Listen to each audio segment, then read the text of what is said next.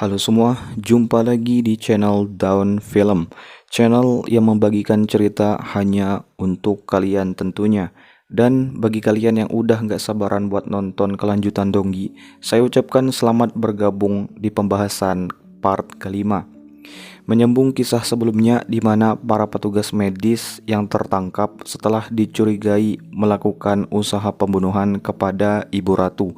Raja yang mengetahui hal itu segera memberikan sebuah persidangan. Namun pernyataan mengejutkan tiba-tiba dilontarkan oleh salah seorang tersangka. Dalam kesaksiannya itu, Tabib Junil menyatakan bahwa mereka mendapatkan perintah dari Ratu In Hyun.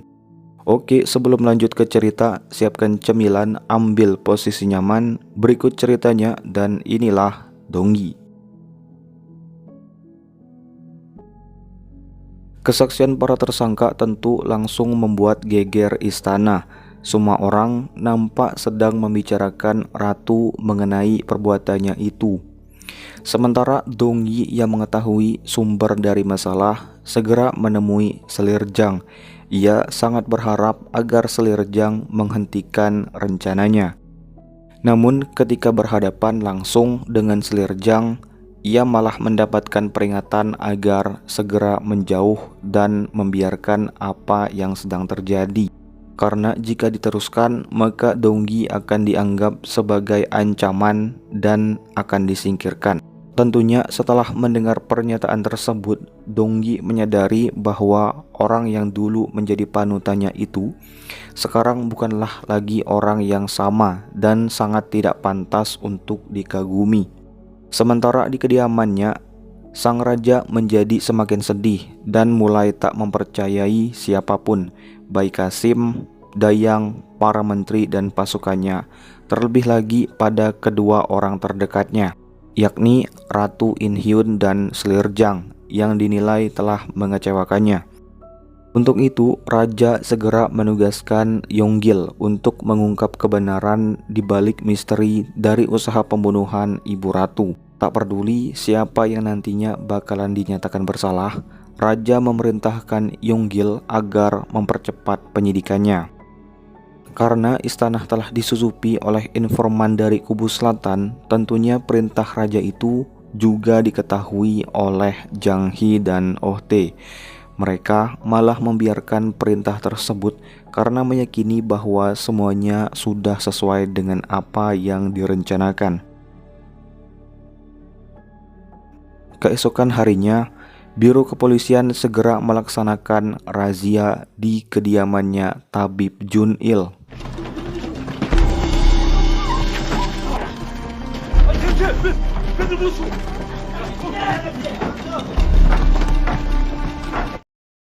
Pada razia itu, mereka mendapati sebuah wesel atau cek yang bertuliskan dengan jumlah yang lumayan fantastis, yaitu sekitar 10.000 yang. Uang yang sangat lumayan banyak untuk dimiliki oleh seorang tabib. Pada saat yang sama, Donggi kembali melakukan penyidikan ulang, dimulai dari Ratu ketika memperoleh surat misterius yang menjebaknya. Surat tersebut diketahui sempat diberitahukan kepada keluarganya, sehingga mereka mulai menuduh Selirjang sebagai dalang dari percobaan pembunuhan Ibu Ratu. Pada suatu malam, raja meminta Kasimnya untuk membawa Donggi ke hadapannya. Raja yang merasa bahagia ketika ditemani oleh Donggi yang sudah dianggapnya sebagai teman dekat. Karena sedari awal pertemuan mereka, raja selalu dibuat tertawa lepas ketika sedang bersama Donggi. Keadaan tersebut kembali disaksikan oleh Selirjang dan langsung menghancurkan perasaannya. Keesokan harinya, Yongdal tak sengaja menyaksikan Donggi sedang dirundung oleh para istri pejabat kubu selatan. Mereka marah karena Donggi mengkhianati Selirjang, orang yang telah mengubah hidupnya menjadi orang terhormat. Yongdal yang tak tahan melihat hal itu langsung membawanya pergi menjauh. Kemudian Donggi yang tadinya ingin menemui Junsu malah mendapati kabar bahwa tabib Junil ternyata memang memiliki hubungan dekat dengan keluarga Ratu In Hyun. Kabar tersebut bisa saja memberatkan dan menjadi bahan untuk menuduh ratu jika sampai diketahui oleh raja. Namun ternyata kabar serupa juga telah diketahui oleh Yonggil, di mana wesel yang ia temukan itu telah dikeluarkan oleh sebuah instansi perdagangan Im Sangju, sebuah instansi yang mengelola penukaran uang dan perdagangan yang bekerja kepada keluarga ratu. Berdasarkan temuannya itu, Yonggil segera mengabari raja mengenai perkembangan dari penyidikannya. Tentunya raja tak mengira bahwa keluarga ratu akan serius bermain di belakangnya. Raja yang tak percaya segera meminta jawaban kepada Ratu In Hyun. Ratu sendiri semakin merasa terpojokkan setelah disodorkan bukti-bukti yang terus bermunculan. Hal yang dapat dilakukan hanyalah pasrah terdiam sembari melihat tuduhan palsu terus mendatanginya. Karena telah terbukti melakukan konspirasi, raja segera memerintahkan Biro Pengadilan untuk menindaklanjuti laporan yang ada. Akhirnya, di bawah pimpinan Uhyun, Biro Pengadilan segera menangkap para dayang yang saat itu memihak kepada ratu.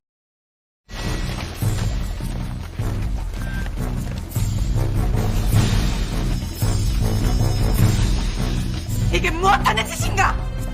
경고합니다, 중전마. 중궁 전에 나인들을 잡아들이라 하명이 있었습니다. 어서 서둘러라!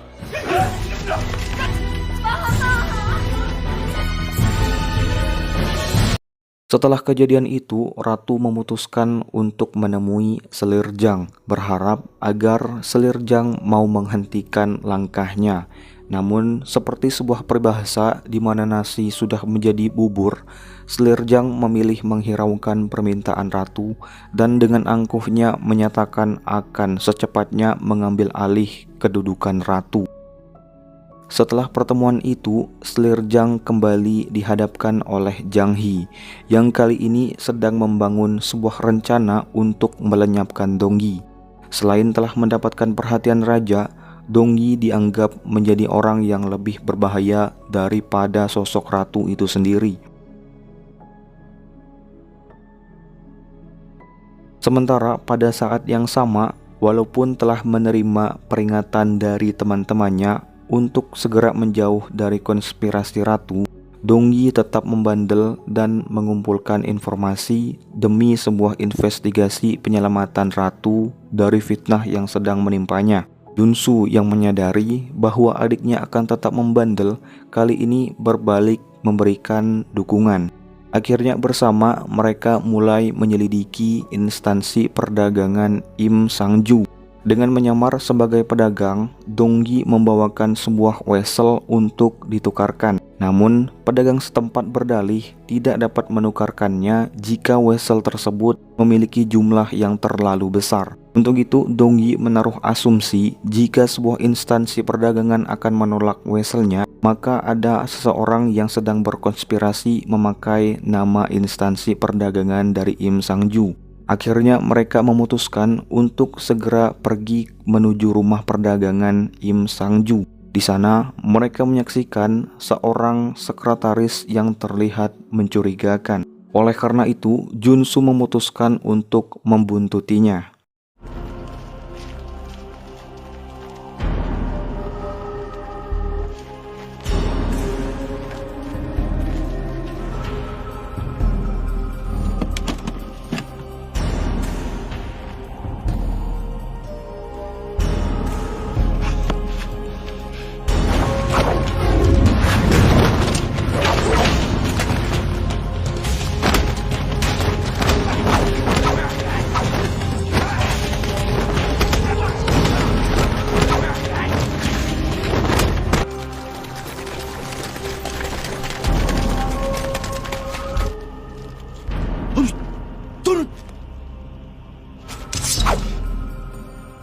말하거라. 왜 이절 쫓고 있었던 것이야? Namun ternyata rombongan sekretaris itu juga sedang diburu oleh biro kepolisian. Junsu yang tak sengaja berada di TKP akhirnya ikut dibawa menuju kantor biro kepolisian.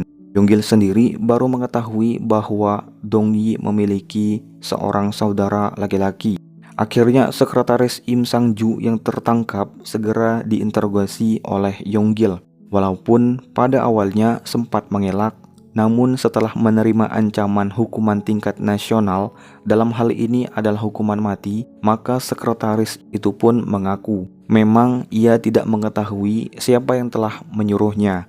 Namun ia membeberkan sebuah cara untuk dapat membuat wesel palsu seperti buatannya, yaitu dengan menemui instansi perdagangan terbesar Park Ju-myung. Akhirnya biro kepolisian di bawah arahan Letnan Nam segera bergerak menuju ke rumah dagang Park Ju-myung.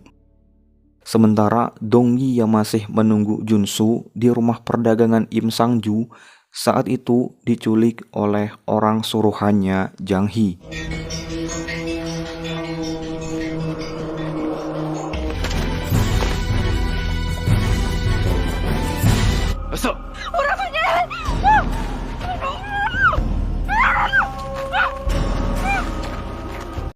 Dan tanpa membuang-buang waktu, Jang Hee segera memerintahkan anak buahnya untuk segera melenyapkan Dongyi. Pada saat yang sama, polisi yang ditugaskan untuk menjemput Dongyi melaporkan bahwa Dongyi tak bisa ditemukan. Menyadari bahwa adiknya sedang berada dalam bahaya, Junsu segera bergegas mencari adiknya itu hingga di perjalanan ia bertemu dengan pengawalnya Jang Hee. Ia pun bertanya di mana mereka menyembunyikan Dongyi.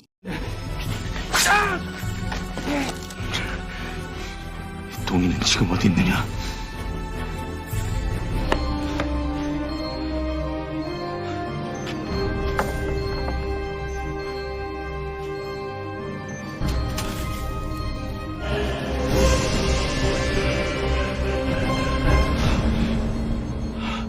Setelah mendapatkan informasi, ternyata Dongyi hendak ditenggelamkan ke dasar danau. 너 찾지 못하도록 물속 깊이 수정시켜버려라. 예.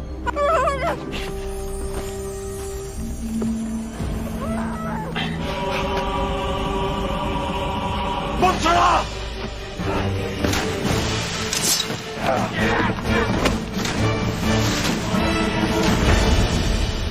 Setelah berhasil menyelamatkan adiknya itu, mereka segera kembali menuju kantor biro kepolisian.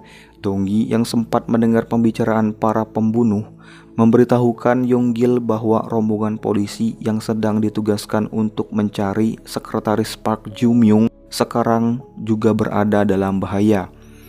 Menanggapi hal itu, Yonggil segera pergi menyusul bersama pasukannya. Sementara Jang Hee sendiri sangat kesal setelah mengetahui pengawal terbaiknya telah terbujur kaku diam tak bernyawa. Ditambah kegagalan dari anak buahnya dalam melenyapkan sekretaris Im Sang-ju, di mana mereka hanya berhasil mengobrak-abrik pertahanan dari Letnan Nam dan membuatnya tak sadarkan diri. Sayangnya, sekretaris Im Sang-ju telah dinyatakan tewas setelah kehilangan banyak darah dalam penyergapan tersebut. Tentunya setelah kematian sang sekretaris, satu-satunya jalan untuk menghubungkan kebenaran keluarga ratu telah sirna.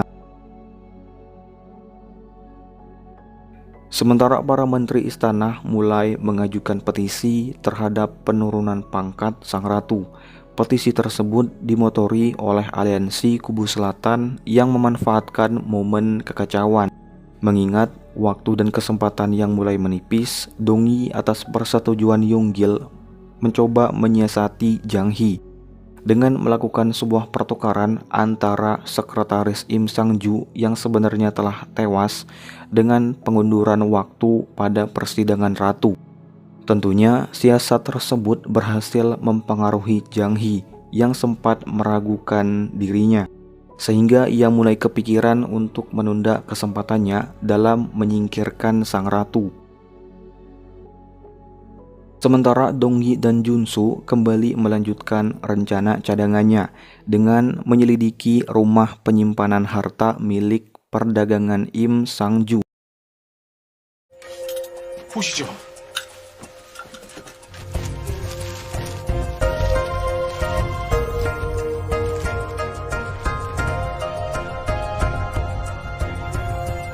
저쪽이에요, 오라버니. 여기 이겁니다. Pada penyidikan tersebut, akhirnya mereka berhasil mendapati sebuah wesel asli yang dititipkan kepada seorang Gisa yang muda. Wesel tersebut dijadikan sebagai bayaran kepada sekretaris atas pekerjaannya dalam membuat wesel palsu. Sementara pada saat yang sama, akhirnya Biro Pengadilan berhasil mendapatkan pengakuan para dayang.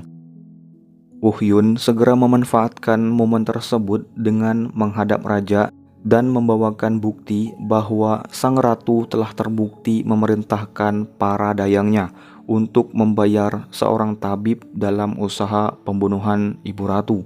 Untuk itu, Raja Sukjung yang amat sangat sedih memutuskan menemui Ratu In Hyun untuk yang terakhir kalinya.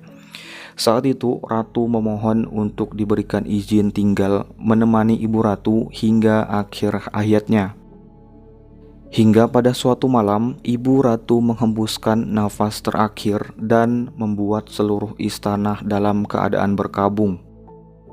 Pada saat yang sama, Donggi yang berhasil menemukan kebenaran hendak melaporkannya kepada Biro Penyidik.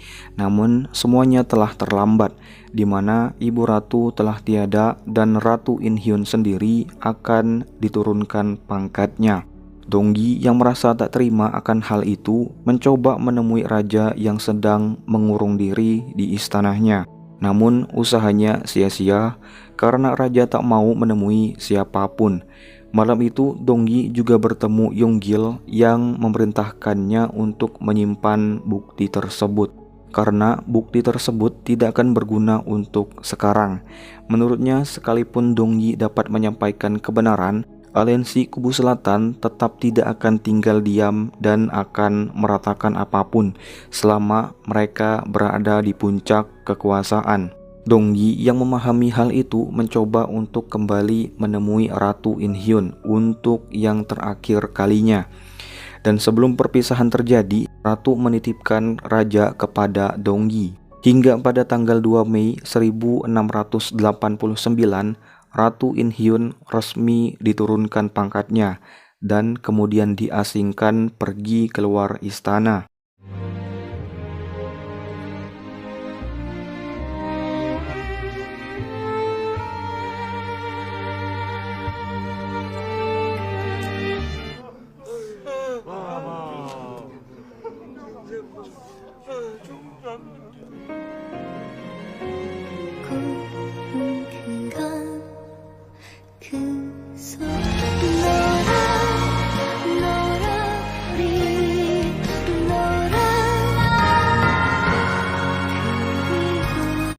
Semenjak kepergian ratu, kekuasaan Kubu Selatan terlihat semakin membesar. Mereka dengan bangganya menggunakan uang negara untuk hidup bermewah-mewahan.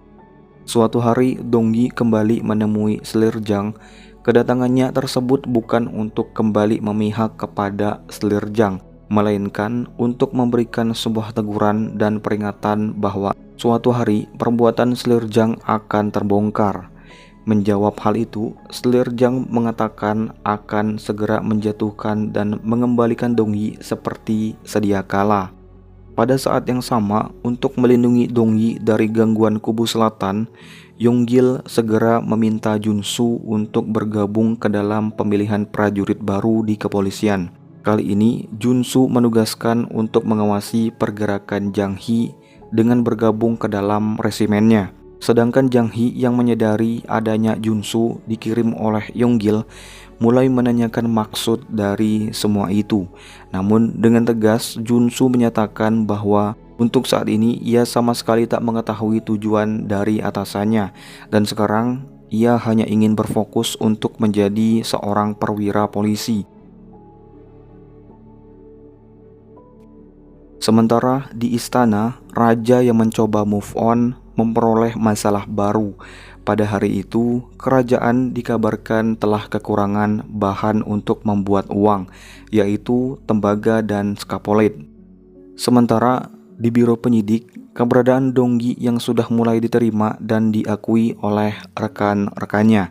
Hari itu, mereka mendapatkan tugas untuk mengaudit istana dalam. Donggi sendiri kebagian di sebuah departemen keuangan kerajaan, sebuah tempat yang tak ingin dikunjungi oleh penyidik manapun.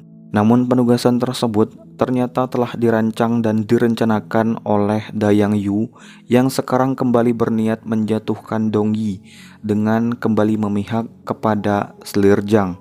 Mereka sengaja meletakkan Donggi di wilayah kekuasaannya para Qasim.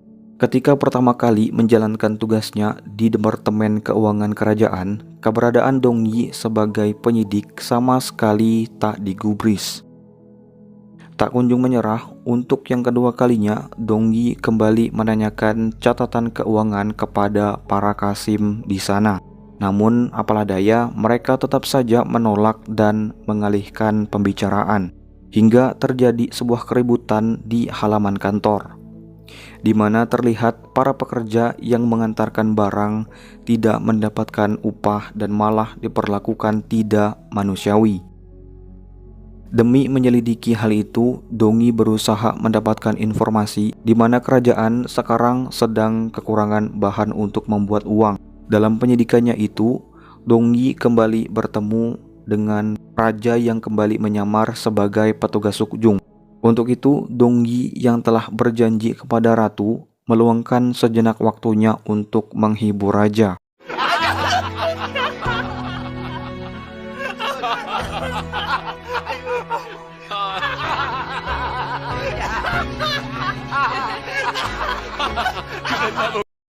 Keesokan harinya, pada percobaan ketiga, Donggi menerobos masuk ke dalam gudang arsip keuangan. Di sana, secara mengejutkan, ia mendapati sebuah kebusukan dalam pengelolaan keuangan yang saat itu dikelola oleh Departemen Keuangan Kerajaan. Para Qasim yang menyadari segera merampas paksa bukti tersebut. Naasnya, Donggi pulang dalam keadaan babak belur. Namun tak ingin berhenti sampai di situ, Donggi mencoba meminta bantuan kepada Biro Kepolisian. Dan dalam penyidikannya di Departemen Keuangan, Donggi menyimpulkan dan menemukan sebuah bukti yang mengarahkan pada penggunaan sebagian besar uang negara telah dipakai untuk membiayai tabib Jun-il dan penyelundupan herba Baikhul untuk meracuni Ibu Ratu, di mana sebagian lainnya mengarah kepada Slirjang. Menanggapi hal itu, Yonggil segera mengajak Donggi untuk meminta saran kepada temannya, seorang sekretaris negara. Kemudian pada percobaan keempat, Donggi kembali lagi seorang diri.